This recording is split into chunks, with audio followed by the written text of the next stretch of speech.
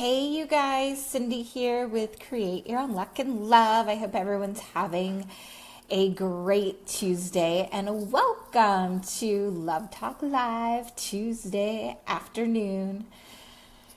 Anyway, so I'll just dive right in here. Anyone who joins us, just give me a heads up, hearts, flowers, whatever. No, I'm kidding.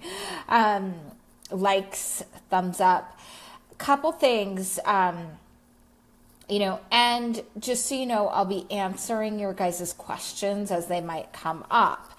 Now, I'm going to talk about the topic around relationships, relationship development, and even when you're in the dating sphere. So, a lot of these things I bring up because, well, I've done them. I've earned the t-shirt around it. I really do understand, and I understand why women do it. So, and it's been a topic of conversation that's been on my heart, and it's something that isn't always talked about, and I want to explain it to you in a few different ways. So, in our dating life, right? And relationships, or even in relationships. So I'm going to talk about things that could actually kill the attraction, inadvertently push men away without knowing it. And, hopefully this will help you. I go into this far more in depth in Love University, if you're not familiar with that, or in private coaching, or hey Sarah, or any of my communities. So one of the major things that can actually drive men away is we chase them. So let me actually talk to you about this a little bit deeper. I took a few notes around this too. So, I think many of you guys know my point of view around chasing after men. But I used to do this, and I believe that a lot of women out there still do. One, because I talk to a fair amount of men and they tell me so. So what will happen is that a woman, if she's not, let's just say, girl meets boy, boy meets girl, a lot of times these days it's online. And you might start getting to know one another, and then all of a sudden, and then he's not maybe responding in the manner that you might want him to. So, meaning that, and just so you guys know, ladies and gentlemen out there, I don't write about this with women, and I don't talk about this kind of stuff because I'm trying to make you feel bad or anything like that. I'm just trying to help you to understand what goes on in a man's mind when a woman does these things. So if a man likes you, he will pursue you. End of story, bottom line. You don't have to chase him. I see this a lot too. If a woman is interested in a man and he's, pursued her a little bit and then he backs off for whatever reason, instead of cutting her losses, she might think, well, I can inspire him to want to like me or, pursue me.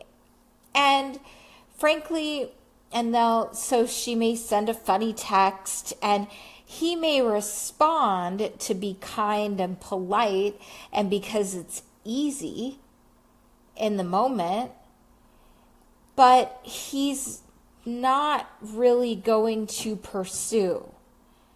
And all that means is that if he does, he may do it on occasion when it's convenient for him. But if he knows that a woman is chasing him, now, and some men will just, I mean, this is on the rare occasion. Okay, some men will get interested. It's very rare because men are hunters, so they actually want to be the one that pursues. And if it's too easy, he doesn't even appreciate it. So I want you to understand that. The best thing to do if a guy's shown a little bit of interest in you is he knows where to find you and he hasn't really pursued it. And I can talk about, what that looks like online. And again, I dive deeper into that in Love University and what the ins and outs of online versus being in person is. But understand one thing. A big turnoff for a man is a woman pursuing him, chasing him, or really leading. So feel free to ask me any questions about that. If you guys just joined, this is Cindy with Create Your Own Luck and Love, and I'm talking about some things that are commonly misread or unknown about inadvertently sabotaging relationship success. So, when I go back, getting back to the chasing, a man, if he's not reciprocating the feelings, you should not ever have to chase him. And it will end in heartache. And part of the reason why I used to do it is because, frankly, I was in my ego. And I would think, well, once he gets to know me, he's really going to like me anyway. And it would be ridiculous for him not to want to pursue a relationship with me. I clearly had an ego. But you're not everybody's cup of tea, or the timing isn't right, or whatever. It doesn't really matter. If a man becomes more interested in a woman when she does nothing, because if he had a little bit of interest, he will then get curious about her. So understand those types of things. Number one, why do they lose interest? Why do they inadvertently, they might pull away, or we can push them away by doing this. And this is something I used to do too. I would be self-obsessed.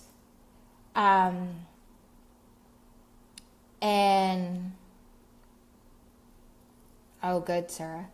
So Sarah just said, I always remind myself to lean back when I feel like I'm chasing because of what you've said. Yeah, you just, it's natural in their DNA. They like to pursue, they're hunters by nature. But going back to being self-obsessed, you might go, gosh, this woman's got a problem. She's got an ego or something. Well, yes, I have. I think, and as humans, we do all have egos, and some ego is healthy. But this is what I did, and let me explain to you the big mistake that I made that I want to save you from if you're doing it now, to not do it in the future, and even how to course correct yourself. So a lot of times being self-obsessed is I was obsessed with my agenda, what I wanted. So I may have wanted the relationship to result in a marriage, right? Or I might have wanted to be committed by a certain stage. And so I was obsessed about my agenda, and I wasn't paying as much attention as to who they were, what it was they wanted, and what, who they really were, and really seeing that person for face value. didn't even give it an opportunity to get to know them well enough because of that. I might have had some fun and some moments, but it wouldn't really allow me to go to that deeper level because I was thinking, well, if we're not committed by this time, then that's not okay. And it, men can really sense that, and it doesn't make them feel good if you're not actually trying to get to know them as well. So understanding that piece, and that's part of developing that friendship. Now, this is a doozy, you guys, and I have to jump into this because I hear a lot of talk about this, and there's a lot of misconception around it, and that is called neediness. So if you're feeling, a lot of you women, and many of the women that I talk to, they will tell me hands down, they don't want to be needy. They don't want to seem like they're being needy. That word actually scares them. But neediness can come off in a different way than you're thinking. So a lot of times women feel like they're being needy if they ask a man questions about his intentions, or even be forthcoming about what your intentions are in dating and relationship. That's not needy. That's just being forthright and letting someone know, here's where I'm at. I'm not attached to it being with you. But the neediness comes into play when somebody feels like they're not whole by not being in that relationship, or they will need constant reassurance that I'm okay, that you're really invested in this. And if they don't call or text in an appropriate time, it causes and heightens anxiety. Or maybe you will start to do the chasing again, which is the calling and the texting and the doing and that all is needy. It is. And a lot of times women won't be able to help themselves because in that moment in time they're feeling emotionally triggered. And it's a good time to it's like stop, drop, and roll. Like take a few deep breaths. And neediness comes from lack. So if there's a feeling of I'm not complete without a relationship, I'm not okay without this person, I don't know what I'm going to do if they leave, or whatever, any range of those thoughts, you guys, what happens is that creates a suffocation and almost engulfment on them. So if you come to terms with, I'm okay, and frankly, I'm going to be okay with or without him, that's the place I love to see my clients get to. And it can be tough in certain situations, you guys. So, because you could be thrown off kilter, or you feel like you've given away your power because of being needy, or being in a place of I'm not enough, or what if he really knows me, he's not going to love me. So moving past all those things, but I can tell you that neediness and lack of appreciation, not really showing proper appreciation for a partner, will push them away. And just like a woman needs to feel cherished and adored,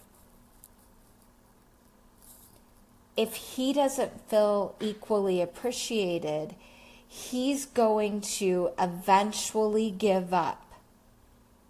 Now, it may not result in leaving the relationship, but it will result in emptiness.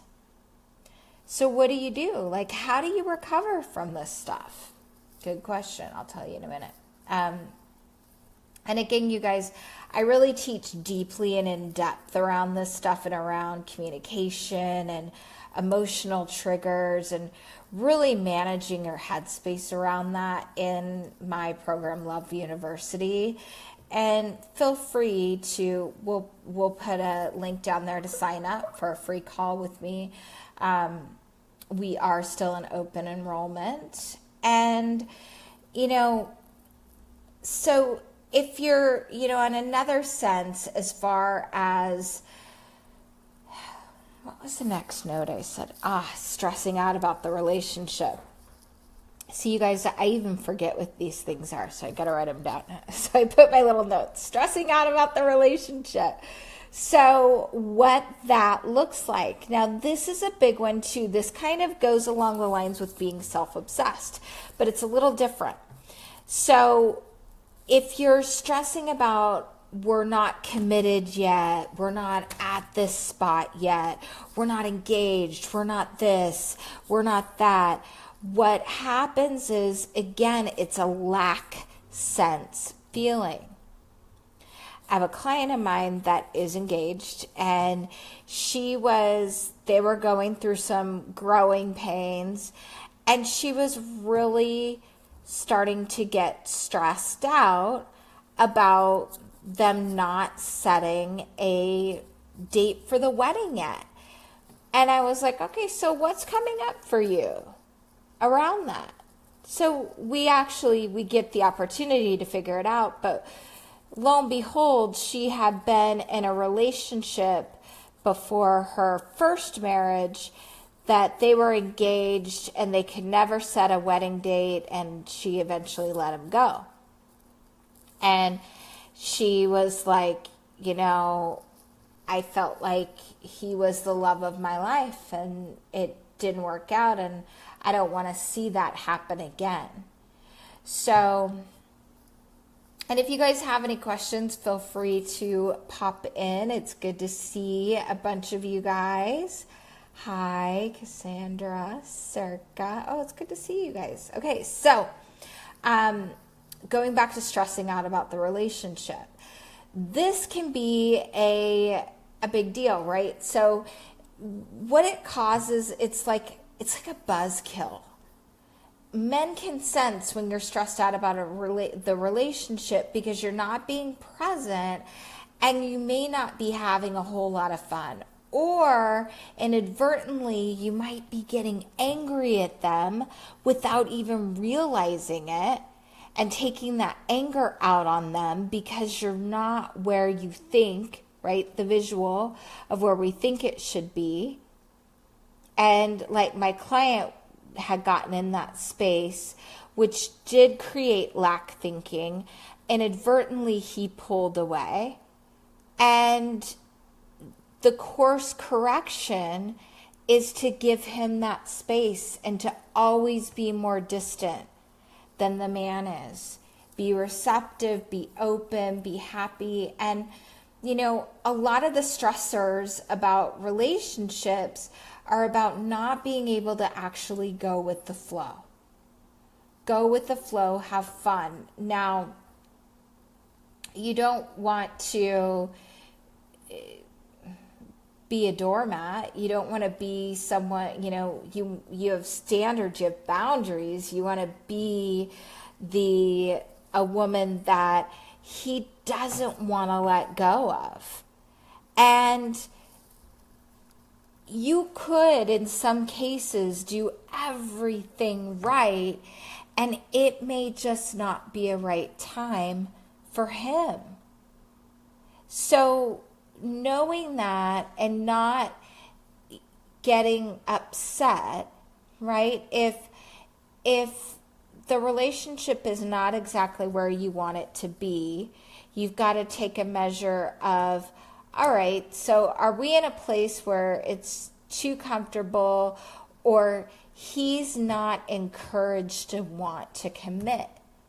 Because I see this often too, is when a man doesn't feel compelled or inspired enough to take a woman off the market. And that's partly because he doesn't feel like he's going to lose her. He feels like, well, she's going to be there. That's what she showed up as. Or she's acting like a girlfriend when she's not. So it's being really clear on that, where the person is, and that comes from checking in and communication, you guys. And a lot of relationship issues come up from these feelings, or these feelings of lack. So I don't know if this helps you guys. Please let me know if you have any questions around this kind of stuff. I'm happy to answer. And I will let you know too that these, there's different, there's cycles when it comes to relationship. There's, when holding on too tight or stressing out and not allowing him to lead. And a lot of times as women in this day and age, we can become very controlling. Why? Because we're the queen of our own castle, darn it. I'll start pounding on the table. But because we tend to have, we will, what's the word I'm looking for? We have our own careers. We're, making our own living. We're doing all those things for ourselves. And it's easier to want to control or call all the shots, because that's what you do in your own life, right? So by actually moving back, you create more control, because you see exactly where he is. So the idea is to be receptive. And if you are stressing out about the relationship, I really recommend, and this is hard to do on your own, is tracking your feelings around that. What's coming up for you?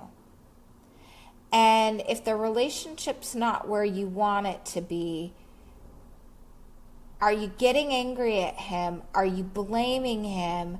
Is the joy being sucked out of the time you spend together? If so, it takes away from the human factor. What do I really enjoy about this person? Are my needs being met, for the most part? And if I am seeking for him or this individual so much, then why can't I be happy on my own? One of my clients, that same client that is getting married, she's now in such a place. She's so much self-love that, yes, she's excited to get married to her man. But she's like, if for some reason it didn't work out, I'm in such a great space and I know I'm fine. So I hope this is helpful. You guys, again, send me thumbs up, likes, hearts. What are you thinking? And please feel free to ask me any sort of question that you may have. So I'm sending everyone lots of love, and I hope you have an amazing, fantastic day. And next week I've got a little surprise for everyone. It's going to be fun. It's a little fun challenge. So I can't wait to share it with you. Okay, talk soon. Bye.